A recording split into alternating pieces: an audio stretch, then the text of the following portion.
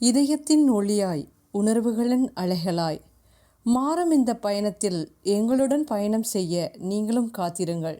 தங்கம் போல துளங்கும் பெயர் காஞ்சனா. அவள் சுவாசம் கூட ஒரு கதை. அவள் நிசப்தம் கூட ஒரு ரகசியம். ஒவ்வொரு துடிப்பும் ஒளியாய் வெளிப்படும் ஒரு உலகம் அவள். காஞ்சனையின் கற்பனையில் உதிர்த்த கதைகளை நினைவில் வைத்து உங்கள் மனதை வருடிச் செல்ல போகும் நான் ஆர்ஜே வானதி. எந்தன் சித்திரமே நில்லடி இக்கதை பிடித்திருந்தால் லைக் ஷேர் செய்து சப்ஸ்கிரைப் செய்து கொள்ளுங்கள். ஹாய் டியர்ஸ், இது காஞ்சனா செந்தில் நாவல்ஸ். எந்தன் சித்திரமே நில்லடி இந்த கதை பருமனாக இருக்கும் பெண்ணவளை உயிருக்குயிராய் விரும்பும் காதலன். அவளின் காதலை அவள் ஏற்றுக்கொள்வாளா? பார்க்கலாம் வாங்க. சித்திரம் 18. கண்ணன் வெளியே நின்றிருக்க அவனை பார்த்ததும் வேகமாக ஓடியவள் பள்ளியிலிருந்து வெளியே வந்த குழந்தை தந்தையை பார்த்ததும் துள்ளி குதித்து ஓடி வந்து அன்று பள்ளியில் நடந்ததை ஒப்பிப்பதைப் போல கண்ணா என்று ஆரம்பித்தவள் நடந்த நிகழ்வு அனைத்தையும் கூறியவள் வினோத் பேசியதை மட்டும் மறைத்திருந்தாள். சரிடி சரி, கொஞ்சம் மூச்சு வாங்கிக்கோ. ஏண்டி, இதை வீட்டுக்கு போய் பேசக்கூடாதா? இங்கே நின்று தான் பேசணுமா என்று சிரித்து கொண்டே கேட்டான் கண்ணன். வீட்டில் போய் சொல்கிறதுக்கு நேரம் ஆகுண்டா. நான் இங்கே சொல்ல நினச்சேன், சொல்லிட்டேன். எனக்கு இந்த நாள் மறக்க முடியாத நாளாக மாறிடுச்சு என்று வினோத் பேசியதை நினைத்து கூற அவளின் முகம் மாற்றத்தை பார்த்த கண்ணன் அவளை நிமிர்த்தியவன், இங்கே பாரு பாப்பா, என்கிட்ட இருந்து நீ எதையாவது மறைக்கிறியா? இல்லடா இல்லை. ஏன் அப்படி கேட்குற? அதெல்லாம் எதுவும் இல்லை என்றவள். உங்ககிட்ட என்னால் எதையும் சொல்ல முடியலடா. சொன்னாலும் நீ தாங்க மாட்ட. வினோத் ரொம்ப ஓவராக பேசிட்டாரு. அதை கேட்டால் நீ என்னை வேலை விட்டுட்டு வர சொல்லுவ, அவர்கிட்ட சண்டைக்கு போவ. உங்கள் 2 பேருக்குள்ள பிரச்சனை வருத நான் விரும்பலடா என்று நினைத்தவள், கண்ணா எனக்கு ரொம்ப பசிக்குதுடா, நம்ம சாப்பிட்டுட்டு போகலாமா என்று பேச்சை மாற்றினாள். நீ எதையோ என்கிட்ட இருந்து மறைக்கிற, ஒரு நாள் கண்டிப்பாக நான் அதை கண்டுபிடிப்பேன் என்று நினைத்த கண்ணன் அவளை ஹோட்டலுக்கு அழைத்து சென்று அவளுக்கு பிடித்த உணவுகளை வாங்கி கொடுத்து பிறகு வீட்டுக்கு அழைத்து சென்றான். கோமலவள்ளி தன் மகளுக்காக ஆவலுடன் காத்திருந்தவர் அவளை கண்டதும், வினோதினி வா வா, ஆஃபீஸில் என்ன நடந்துச்சு? முதல் நாள் எப்படி போச்சு? உனக்கு இந்த வேலை பிடிச்சிருக்கா என்று கேள்வி கணைகளை தொடுத்தார். அச்சோ அம்மா, ஏம்மா இப்படி வந்த உடனே கேள்விக்கு மேலே கேள்வி கேட்குற? இந்த வேலை பிடிக்கலன்னு சொன்னால் வேலையை விட்டுட சொல்லுவியா? அதெல்லாம் பிடிச்சிருக்கு, சந்தோஷம். அம்மா ஒரு காஃபி எடுத்துகிட்டு வாயேன். என்னடி இது அதிசயமாக இருக்குது, காஃபி மட்டும் போதுமா? சாப்பிட எதுவும் வேணாமா என்றதும் கண்ணன் சத்தமாக சிரித்தவன், அவளுக்கு பசிக்காத ஆண்டி, நீங்கள் காஃபி மட்டும் எடுத்துகிட்டு வாங்க என்றான். ஏண்டா இப்படி சொல்கிற? நீ சொல்கிறது அதிசயமாக இல்லை இருக்குது. அம்மா, உனக்கு இப்போ என்ன பிரச்சனை? நாங்கள் 2 பேரும் வரும்போதே சாப்பிட்டு வந்துட்டோம், போதுமா? போ, காஃபி மட்டும் எடுத்துகிட்டு வா என்றவள். ஹே தடிமாடு, வாயை வச்சுக்கிட்டு சும்மா இருக்க மாட்டியாடா? கண்ணனை வசை பாடினாள் வினோதினி. நான் உண்மையை தானடி சொன்னேன். ஆமாம், இவர் பெரிய உண்மை விரும்பி. போடா டேய். அதானே பார்த்தேன், சோழியும் குடுமி சும்மா வாடும். அவனை எதுக்குடி திட்டுற? காப்பியை அங்கேயே குடிச்சிருப்பியே, இப்போ எதுக்கு மறுபடியும் காப்பி கேட்குற? கோம்ஸ், என்ன இருந்தாலும் உன் கையால் குடிக்கிற காஃபி மாதிரி வருமா சொல்லு? என் செல்லம் இல்லை, கேள்வி கேட்காம. இதுக்கு ஒன்றும் குறைச்சல் இல்லை, போடி வாழு என்றவர் சமையலறை புகுந்தார். கண்ணன் வீட்டுக்கு கிளம்ப அறைக்குள் அடைந்த வினோதினி இன்று என்னதான் மகிழ்ச்சியாக மற்றவர்களிடம் நேரத்தை செலவழித்திருந்தாலும் வினோத் பேசிய வார்த்தைகளை நினைத்தவளுக்கு கண்கள் தானாக கலங்க, வினோத், நான் இதை உங்ககிட்ட இருந்து எதிர்பார்க்கலடா. அது சரி, என்னத்தான் உனக்கு பிடிக்காதே, பிடிச்சிருந்தா நீ ஏன் இப்படி நடந்துக்க போற என்று புலம்பியவள் அப்படியே நித்ரா தேவியை தழுவினாள். வினோத் வீட்டிற்கு சென்றவன் இன்று வினோதினியிடம் அளவுக்கு அதிகமாக பேசிவிட்டோமோ என்று நினைத்து அவளிடம் மானசீகமாக மன்னிப்பு கேட்டவன் தன்னவளின் குரலை கேட்க வேண்டும் என்று தோன்ற அவளுக்கு அழைத்தான்.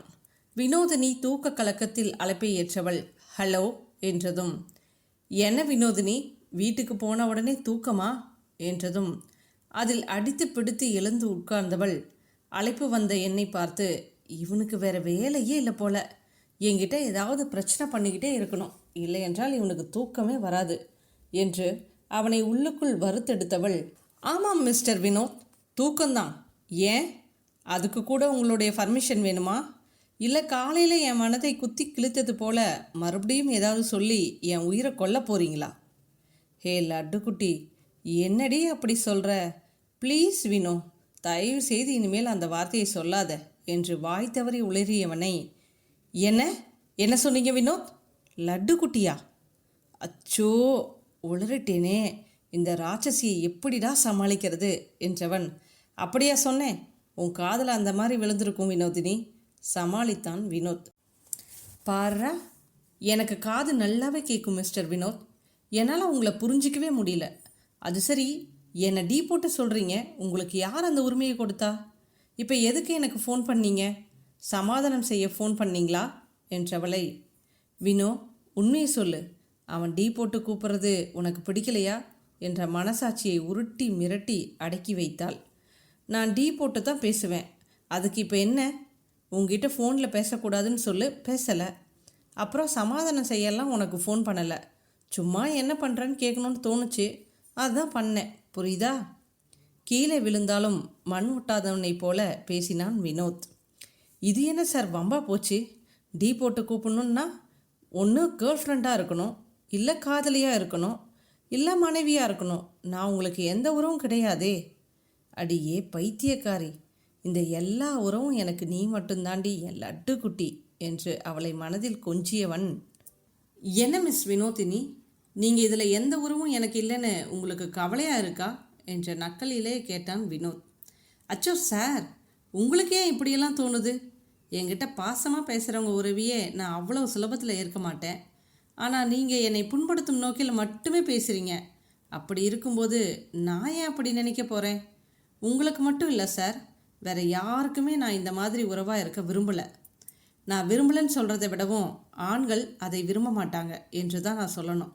எனக்கு என் கண்ணன் மட்டும் போதும், அவன் எனக்கு தந்தையாய், நண்பனாய், தோழனாய் கடைசி வரை இருப்பான் என்றவளின் வார்த்தைகளை கேட்டவனுக்கு அவளின் வருத்தம் இவனை துடிதுடிக்க வைக்க ஒரு முடிவு எடுத்தவனாக, சாரி வினோ, நான் வேண்டுமென்றே உங்களை அப்படி பேசலை. அது என்னன்னு தெரில, ஒரு சில நேரம் என்னால் கோபத்தை கண்ட்ரோல் பண்ண முடியல. ஓஹோ, அதை அடுத்தவங்க வீட்டு பெண் மேலே தான் காட்டுவீங்களா மிஸ்டர் வினோத்? அடியே, நீ அடுத்தவங்க வீட்டு பெண்ணிலடி, என் இதய சிம்மாசனத்தில் வீற்றிருக்கும் என் தேவதை என்று நினைத்தவன், நான் உங்கள் மனசை நோகும்படி பேசியிருந்தா சாரி வினோ, நான் ஃபோனை வைக்கிறேன், நாளைக்கு ஆஃபீஸில் பார்க்கலாம் என்று அழைப்பை துண்டித்தான். பதில் சொல்கிறானா பாரு, சரியான அமுக்குனி. சாரி சொன்னா எல்லாம் சரியாக போச்சா? என்ன சொல்கிறதுடா, நீ என்னை எவ்வளோ அசிங்கப்படுத்தினாலும் என் மானங்கிட்ட மனசு உன்னையே தேடுது என்று நினைத்தவள் அவனின் நினைவிலேயே சுழன்று கொண்டிருந்தாள். மறுநாள் காலை பகலவன் யாருக்கும் காத்திராமல் வெளிச்சத்தை இந்த பூமிக்கு அள்ளி கொடுத்து கொண்டிருந்தவன் நம் நாயகி வினோதினியின் உறக்கத்தையும் சீக்கிரமாக கலைத்து விட்டான். பெண்ணவளுக்கு உறக்கம் சீக்கிரமாக கலைய எழுந்து சமையலறைக்கு வந்து தன் அம்மாவை கட்டி கொண்டாள். என்னடி அதிசயம், இவ்வளோ சீக்கிரமாக எழுந்துட்ட? என்னன்னு தெரிலம்மா, தூக்கமே வரல. ஓஹோ அப்படியா, போய் ஃப்ரெஷ் ஆக்கிட்டு வந்து சாப்பிட்டு கிளம்பு. சரிம்மா என்று சுரத்தே இல்லாமல் கூறியவளை கண்டவர், என்ன வினோ, ஏன் ஒரு மாதிரியாக இருக்க? உன் முகமே சரியில்லையே. என்னன்னு தெரில, மனசு ஒரு மாதிரியாக இருக்குது. அப்பா ஞாபகமாகவே இருக்குமா? என்னடா, அப்பாவை ரொம்ப மிஸ் பண்ணுறியா? ஆமாம்மா என்று கலங்கியவளை அணைத்து கொண்டு அவளை சமாதானம் செய்ய கண்ணன் அங்கே வந்தான். என்ன என்று விசாரித்து அவனும் அவளுக்கு ஆறுதல் கூறியவன், நீ போய் கிளம்பிட்டு வாடா, நான் ஒரு முக்கியமான ஃபோன் பேசிட்டு வரேன் என்றவன் வெளியே சென்றான். கண்ணன் வினோத்துக்கு அழைத்தவன், சார், நீங்கள் விளையாட்டுக்கு பண்ணுறேன்னு சொல்லி எதையும் அவன் மனசு நோகும்படி செய்யாதீங்க. அவள் ஏற்கனவே அவள் அப்பா ஞாபகமாக இருக்கா, ரொம்ப சோர்ந்து போயிருக்கா என்றான். என்னடா ஆச்சு? தெரியல சார், அவங்க அப்பா அவள் படிச்சுட்டு வேலைக்கு போகணுன்னு ரொம்ப ஆசைப்பட்டாரு, அதனால் கூட இருக்கலாம். நீங்கள் நான் சொல்கிறத மட்டும் தயவு செய்து செய்யுங்க. நீ எதுவும் கவலைப்படாத, நானும் முடிவு பண்ணியிருக்கேன். இனி அவள் மனசு நோகும்படி எதையும் பேச மாட்டேன். நேற்றே அவள் ஏதாவது சொன்னாளா? இல்லை சார், சாதாரணமாக ஆஃபீஸில் நடந்தது சொன்னான். ஆனால் அவள் முகமே சரியில்லை, அழுதுருப்பாளோன்னு தோணுது. ஏன், என்ன விஷயம்? ஏதாவது ஏடாகுடமாக பண்ணிங்களா? ஹே லட்டு குட்டி, நமக்குள்ளே நடந்ததை அவங்கிட்ட சொல்லலை அப்படின்னா நீ என்னை அவங்கிட்ட மாட்டி விட நினைக்கல.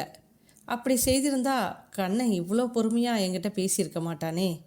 கூடிய விரைவில் உன் வாயிலிருந்து நீ என்னை விரும்புகிறங்கிறத சொல்ல வைக்கிறேன்டி.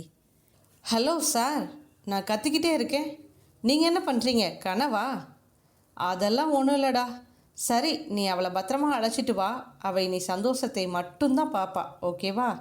சரிங்க சார் என்றவன் அவளை அழைத்து கொண்டு கிளம்பினான்.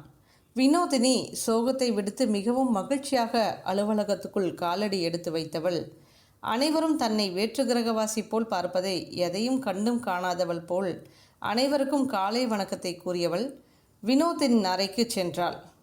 குட் மார்னிங் சார் என்று வார்த்தைகள் துள்ளலாக வர வினோத் நிமிர்ந்து பார்த்தவன் கண்ணன் கூறியதற்கும் இவள் மகிழ்ச்சிக்கும் சம்பந்தமே இல்லையே என்று நினைத்தவன் குட் மார்னிங் வினோதினி என்றான். அவனுக்கு எங்கே தெரிய போகுது? என்னதான் இவன் அவள் மனதை நோகடித்தாலும் அவனை நேரில் பார்க்க வேண்டுமென்றால் அவளுக்கு மகிழ்ச்சியும் துள்ளலும் தானாக வந்து ஒட்டிக்கொள்கிறது. வினோ, நைட் நல்லா தூங்குறீங்களா? சாப்பிட்டீங்களா? ஆமாம், ரொம்ப அக்கறை தான் இவனுக்கு. உன்னை பற்றி எனக்கு தெரியும். போடா டே. எல்லாம் நல்லா நடந்துச்சு சார். சரி சார், நம்ம வேலையை பார்க்கலாமா? ரொம்ப ஏத்தண்டி உனக்கு என்று நினைத்தவன் அவளுக்கான பணியை சொல்ல அவளும் சமர்த்தாய் செய்ய ஆரம்பித்தாள். மிஸ் வினோதினி, அந்த ப்ராஜெக்ட் டீட்டெயில்ஸ் மெயில் அனுப்பியாச்சா? அனுப்பியாச்சு சார். குட் வினோதினி. சரி, சாப்பிட்லாம் வாங்க. என்ன சார் இதுக்குள்ளே அவசரம்? எனக்கு பசிக்கலை, நீங்கள் போய் சாப்பிடுங்க. என்னடா இது அதிசயமாக இருக்குது என்று நினைத்தவன், வினோ லஞ்ச் டைம் முடிய போகுது, இன்னும் பசிக்கலன்னு சொல்கிறீங்க, ஆச்சரியமாக இருக்கே. ஆமாம் சார், எனக்கே ஆச்சரியமாக தான் இருக்குது. என்னன்னு தெரில, எனக்கு இன்றைக்கி காலையிலேருந்து பசி உணர்வே இல்லை. சரி, இன்றைக்கி நீங்கள் என் கூட வந்து சாப்பிடுங்க. அம்மா உங்களுக்கும் சேர்த்து தான் லஞ்ச் பேக் பண்ணி அனுப்புகிறேன்னு சொன்னாங்க, வாங்க. அதை கேட்டதும் அவளின் மனம் பழைய நினைவுகளை தத்தெடுத்து வேதனையில் சுழன்றவள், எனக்கு வேண்டாம் சார், நான் கேண்டீனில் பார்த்துக்கிறேன். வினோ ப்ளீஸ், அம்மா நீங்கள் சாப்பிடலன்னு சொன்னால் கஷ்டப்படுவாங்க. சார் கோச்சிக்காதீங்க, எனக்கு உங்கள் வீட்டு சாப்பாடு வேண்டாம் என்றதும் அதற்கான காரணத்தை கேட்டவன் அதிர்ச்சி அடைந்தான்.